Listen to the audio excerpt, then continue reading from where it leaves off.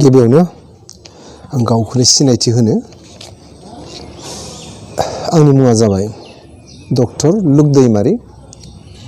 Principal Udalguri college Udalguri district आं BTR Accordनि सोमोन्दै सिगांनिफ्रायनो मोनसे पजिटिभ आंगोलजों नायगासिनो मानो होनबा जों मिथिगौ जोंनि बर' समाजा मा अबस्थायाव दंमोन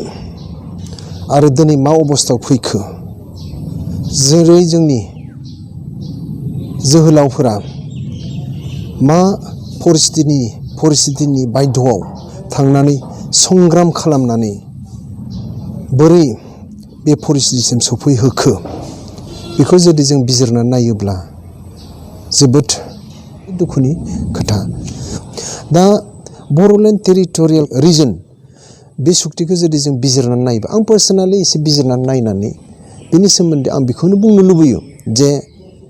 it's a long awaited accord it's an accord okay which has come in time right time I should say मानो होनबा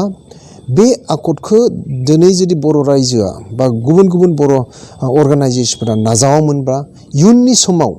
बेसेबां बोसोरनि समाव बेबायदि आकर्डआ जानो हागौ जों बुंनो हाया मानो होनबा जों साननोनो हाया मानो होनबा जों मिथिगौ जोंनि बर' समाजखौ बोरै लेथेर बेथेर खालामनो थाखाय बोरै आफादखौ लेथेर बेथेर खालामनो थाखाय सोर माने नाजागासिनो दंमोन जों एसे जुदि रिजायनानै जुदि जों नायोबा बिजिरनानै जुदि नायोबा जों हमनो हायो मोनदाङो बेनिखायनो खिन्थु जों बर' समाजखौ जेब्ला जों बेबायदि लेथेर बेथेर आरोबाव जाबावनायखौ जों लुबैया बेनिखायनो बे आकर्डआ जे जाना फैबाय आरो बे जाना फैनायनि समा जे राइट सम होननानै जों बेखौनो बुंनो हागोन आंनि बिजिरनायाव बेखौ पजिटिभलि नायनांगोन दे जों गासैबो जों पजिटिभलि नायनांगोन मानो होनबा बेखौ जुदि गासै बुस्थुखौनो जों पजिटिभलि नायोबा बिनिफ्राय जोङो मोजां फिथाइखौ बा मोजां नोजोरखौ नुहुरगोन आरो मानो होनबा जों बे BTR सुक्तिया जों एफा गोबावनि उनाव जों BTC Accordआ 2003 आव जादोंमोन होमब्ला आरो दा बियो 2020 आव जाबाय नङा होमबा 2020 होमबा खै बोसोरनि उनाव जाखो होमबा जथेस्थ' गोबाव बोसोर नांबाय आरो दा बे गोबाव बोसोरनि गेजेरावनो जोंनि गेजेराव बर' समाजनि गेजेराव लेथेर बेथेर आरोबाव जाबावबाय NDB फेक्सन जिखौ जों बर' समाजा लुबैथारा खिन्थु बे सेरखाय बेरखाय बेबायदिनो जालांबाय थाबाय आरो जुदि बेबायदि सेरखाय हेंथा मोनसेनिफ्राय मोनसे जालांबाय थागोन जेखौ जोंनि बर' समाजा लुबैया बेनिखायनो बे लेथेर बेथेर जायै सिगाङावनो आरोबाव बर' समाजा जेसेबां जि परिस्थिति मोजां परिस्थिति बिनिख्रुइ गाज्रि जायै सिगाङावनो बे आकर्डआदि जाना फैबाय बे मोनसे मा होनना बुंगोन right accord right at right time आंनि नोजोरनिफ्राय बेखौनो बुंनो लुबैयो it is so far one of the best आं बेस्ट होननानैथ' बुङा वान अफ द बेस्ट जेरै BScआ BTADनि थाखाय मोनसे स्टेपमोन मोनसे आगानमोन थिग बेबायदिनो BTAD बा BTC सुक्तियाबो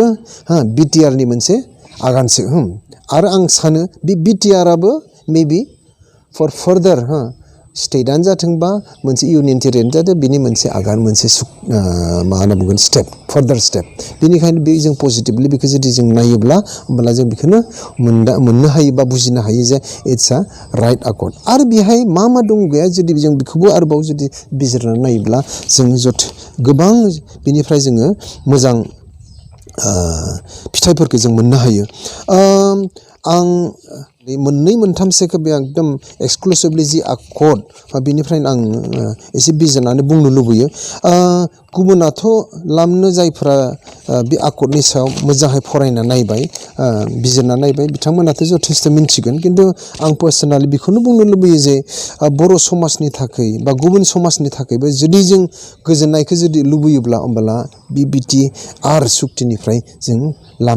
मोननो हायो जों हारि हिसाबै जुदि थांना थानोबा जोंनि सिनायथिखौ जुदि जों दोननो लुबैयोब्ला सिगाङावनो जाबाय जोंहा मोनसे रावनि सिनायथि आरो जायगानि सिनायथि दा नों आं बर' होनना बुंब्ला आं जेब्लाबो माने आं गावनि रावजोंनो आं सिनायथिखौ होयो बे मोनसे सिनायथिनि मोनसे मा होनना बुंगोन one of the elements of identifying oneself ना माने मा होनना बुंगोन मा रावाव बा मा हारिनि मानसि मा हारिनि सुबुं बेखौ जुदि गाव सिनायथिखौ होनोबा मोनसे राव नांगौ आरो बे रावखौ बोरैहाय जोङो जौगाहोनो हायो बोरैहाय जों बिनि सिनायथिखौ जेब्लाबो दोननो हायो बे सुक्तिजोंनो जों बेखौ मोनदांदों नंगौ बिटिसि सुक्तियावबो जों मोनदोंमोन नोंखौ वेल एन्ड गुड बेनि गेजेरजोंनो आरोबाव जे बिटिआर सुक्तियावबो जों बेखौ मोननो हायो बेखौ आरोबाव जों साबसिननिफ्राय साबसिन खालामनायनि जों मोनसे लामा मोनदों नै क्लज 6 नि 6.5 आव ओरैबायदि लिरनाय दङ a cultural complex cum centre of excellence in the name of Bodofa Upendranath Brahma which is to be established at Thulungapuri, Kokrazar district. बेहाय मा होनदों the center will study and recommend measures for protection and promotion of language, culture, identity, etc. of Bodos residing in Assam as well as other states of India. The center will be managed by BTC with financial assistance from both central and state governments. Now, दा बेहाय जोंनि सिनायथिखौ दोननोब्ला जोंनि हारिमुखौ जुदि जों आवगायहोनोब्ला जोंनि रावखौ जुदि जों आवगायहोनोबा होमब्ला बे मोनसे जोंहा स्टेप बे मोनसे आगान जेनि थाखाय जोंनि बर' बिटिएडिआव थानायफोरनिल' नङा गुबुन जायफोरा बिटिएडिनि बाहेरायाव थानाय गुबुन आरो जायफोरा आसामनि बाहेरायाव थानाय बिथांमोननि थाखायबो बे सुबिदाखौ होनाय जादों जायफोरानो बिनि सायाव मिन्थिनो लुबैयो सोलोंनो लुबैयो आवगायनो लुबैयो बे सेन्टारनि जोनै जों आवगायनो हागोन बे सुबिदाखौ खिन्थु बे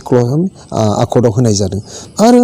मोनसे जाहैबाय government of Assam will establish a separate directorate of Bodo' medium schools नै जि बुस्थुखौ बर' साहित्य सभाबो बिदोंमोन आरो माने आबसुआबो बिगासिनो गुबुन आं सासे बर' साहित्यनि सासे सुबुं माबा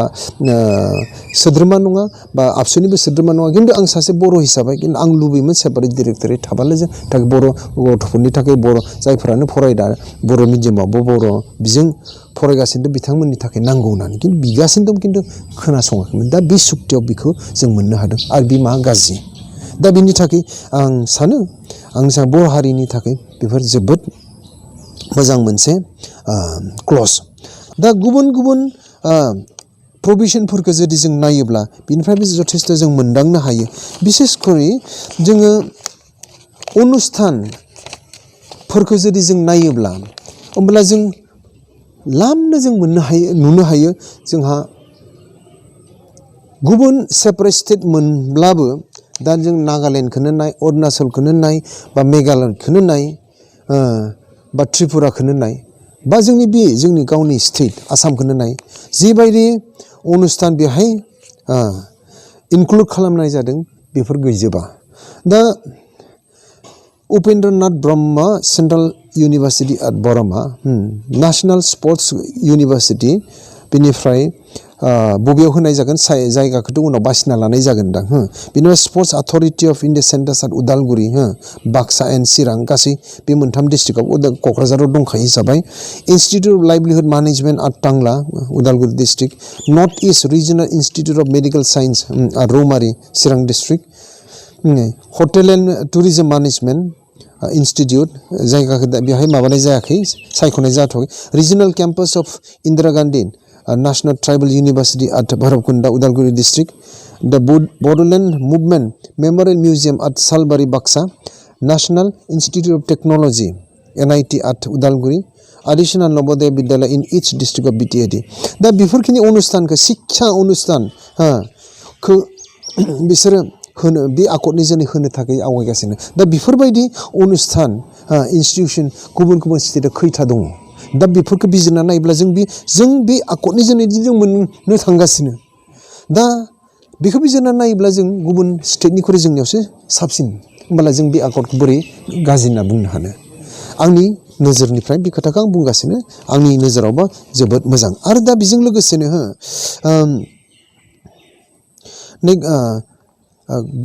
आसाम गभर्नमेन्टनि जोनै ओरैबायदि दङ Bodoland institute of rural development at Gossaigaon Kokrajhar डिस्ट्रिक्टआव polytechnic and vocational training institute at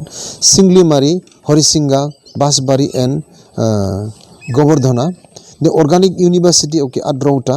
Veterinary College and Hospital at Kumrikata, Institute of Paramedical and Nursing Sciences, Jaiga Kataban,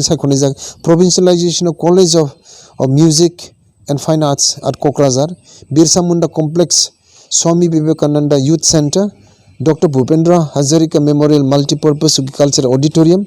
Gorkha Bhavan at Chirang, Kherai Sale Center for Bodo Art and Culture with Tribal Art Gallery Kum Museum at Bhergaon, Batu Harimapuri at Kumurikata. बेफोरबायदि institute गुबुन स्टेटआव जुदि जों नायोब्ला जों नुनो मोना खिन्थु जोंनि बर' आकर्डनि जुनै बेखिनिखौबो जों मोननो थांगासिनो बेनिखायनो आं सानो जोंनि बर'निल' नङा गुबुन हारिफोराबो बे सुबिदाखिनिखौ लानो हायो बेहाय जेसेबां आं दा नै एजुकेशनेल इन्स्टिटिउटनि नामफोरखौ दा बेरखांहोदों आरो दा नै आसाम गभर्नमेन्टनिफ्राय जिबायदि सुबिदाखौ दा बिसोर होगोन होननानै दा बे आकर्डनि जोनैनो बेरखांहोदों बेफोर गासैबो जोंनि बर'निल' नङा दा गुबुन हारिफोराबो बिनि सुबिदाखौ मोननो थांगासिनो आरो बेहाय लामनो मा होनना बुंगोन खामानि बायदिसिना बेफोरनिबो सुबिदा फैगोन आरो बेफोरखौ लानो जोंनि समाजनिफ्रायबो जोंनि लाइमोनफोराबो बेफोरखौ सुबिदाखौ लानो थाखाय बे खाबुखौ मोनगोन बेनिखायनो आं सानो बे आकर्डआ जोंनि थाखाय जोबोद मोजां आरो बे इन्डास्ट्रिनि बेलायाव जोंहा नै आं एसे सम लादों खिन्थु गभर्नमेन्ट अफ इन्डियानि जुनै माबायदि मोननो थांगासिनो development of industrial estates are Ramphal Bil Kokrajhar Kokilabari, Baksa, for setting up of small and medium industries, food processing plants with cold storage facilities, identified centers, training, production and marketing centers for handloom and textile products at identified locations,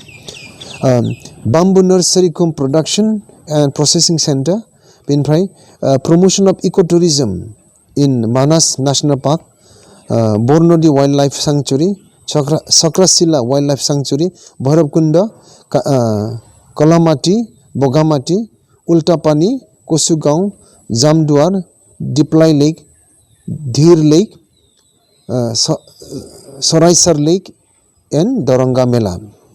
Arbinifrai, Mother Dairy Plants at identified location, Railway Coach Factory in BTAD. दा बेफोरबायदि सुबिदा बेफोरबायदि जिबायदि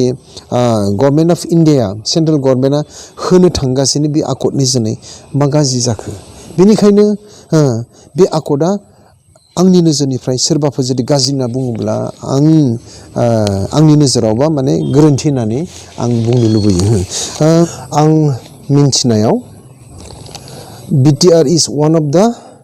best accords ever signed in India. बिनि क्लजफोरखौ जेब्लानोखि जों बिजिरनानै नायो जों मिन्थिनो हायो बे क्लजफोराव मा मोजां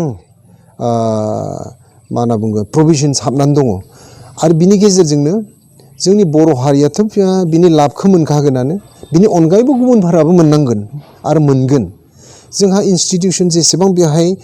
इनक्लुड खालामनाय जानो बिनिफ्रायनो जों मिन्थिनो हायो गुबुन हारिफोराबो बिनिफ्राय फिथाइखौ मोनगोन आरो इन्स्टिटिउसन जेब्ला जेसेबां बेहाय खुलिनाय जागोन एजुकेसनेल इन्स्टिटिउसनानो जाथों इन्डास्ट्रिसआनो जादों दा बेफोर गासैनिफ्राय जों मिन्थिनो हायो जोंनि बर'ल' नङा गुबुनफ्राबो बिनि फिथाइखौ मोनगोन बेनिखायनो जोङो गभर्नमेन्ट अफ इन्डियाया भारत सरकारा जोंनि थाखाय जिबायदि होदों आसाम सरकारा जोंनि थाखाय जिबायदि होदों बेखौ जों बरायनांगौ आरो बे बरायनायनि गेजेरजोंनो बे आकर्डखौ BTRखौ बोरैहाय जोङो इमप्लिमेन्ट खालामहोनांगौ बेहाय जों गासैबो बर'ल' नङा गुबुन हारिफोरखौबो लोगोसे लानानै जोङो बेखौ कअपारेसन होनायनि गेजेरजोंनो बेखौ जों इमप्लिमेन्ट खालामहोनांगौ बेनो जाबाय आंनि गुरै खावलायनाय नोंथांमोननिसिम आरो आं आसा खालामो आरो जोबनायावनो it is one of the best accords ever signed in India.